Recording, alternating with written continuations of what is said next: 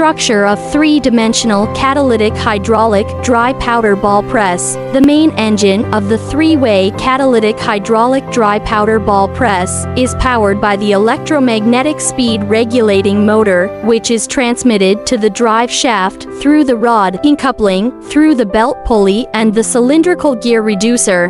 The drive shaft and the passive shaft run synchronously through the open gear.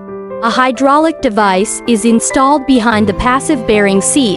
The hydraulic pump drives high-pressure oil into the hydraulic cylinder. Axial displacement of the piston.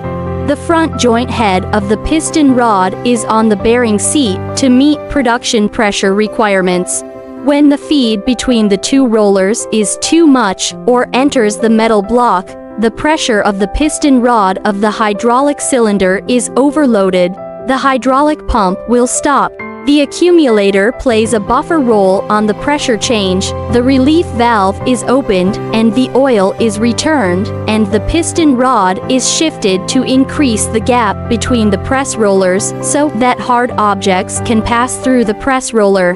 The system pressure is restored to normal, which can protect the press roll from damage.